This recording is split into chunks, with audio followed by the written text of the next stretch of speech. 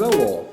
In this video I want to talk about how you can understand qualitative analysis when conducting qualitative research.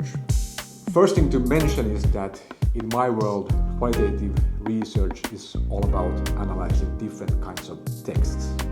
You can do qualitative analysis on policy documents, on newspaper articles or interviews. I myself have conducted a lot of ethnographic research where a very important piece of data is different kinds of observations that I do, for instance, in classrooms when I was conducting research in schools. But also in these cases, my observations are most often transformed into journal notes or field notes that I am then later on analyzing. But when it comes to analyzing data, I think it's a good way to understand two main approaches in qualitative analysis: a content analysis approach and a discourse analysis approach.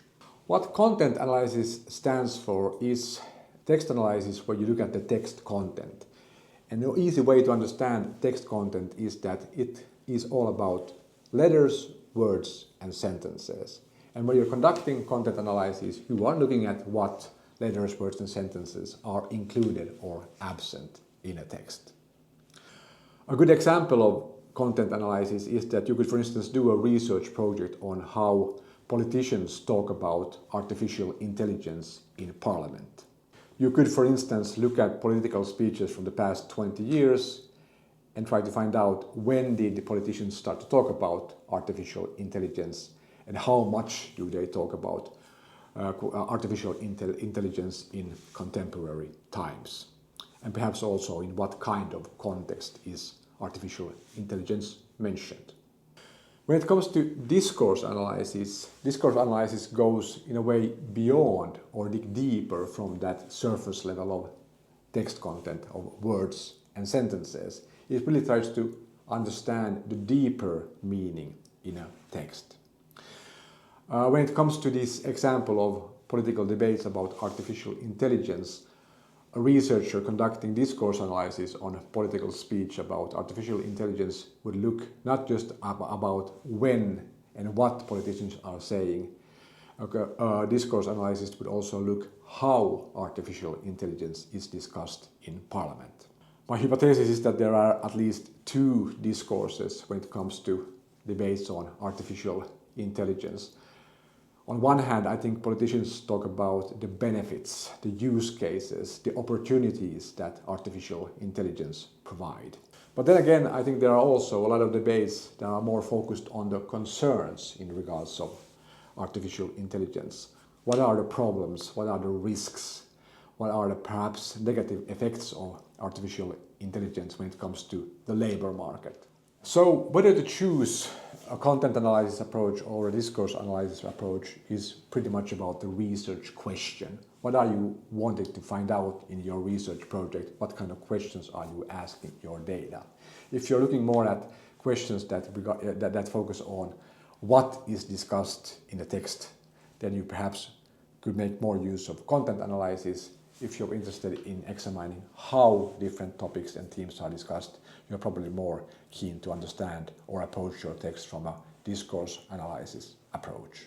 But different kinds of approaches are also a question of what kind of data do you have.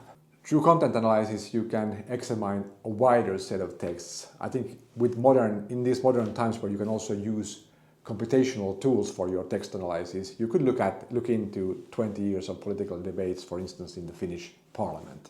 I think that's doable, and I would really suggest that anyone who is interested in content analysis should also look into the different kinds of computational tools that we have developed to do this kind of content analysis. If your data consists of a smaller amount of text where you have conducted in-depth interviews with just a few informants, I think in these cases a discourse analysis approach is more suitable, because discourse analysis allows you to go deeper and make a robust and theoretically ambitious analysis where you are not so keen on looking at a wide range of text. You are trying to understand the deep nuances in a smaller text set.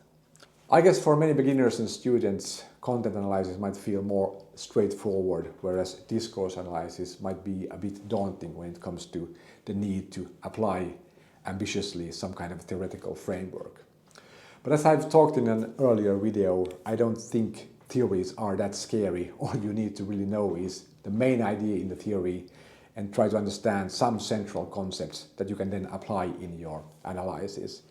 I myself have conducted a whole lot more analysis based on a discourse analysis approach than a content analysis approach, and I can really recommend these kind of discourse analytical methods for examining texts. It's very interesting, and you can find out interesting things about subject positions and power dynamics and different kinds of narratives in different texts by applying a discourse analytical approach. But I guess that's all for now. I hope this was helpful and understandable, and I hope to see you soon again in another video. Have a nice day.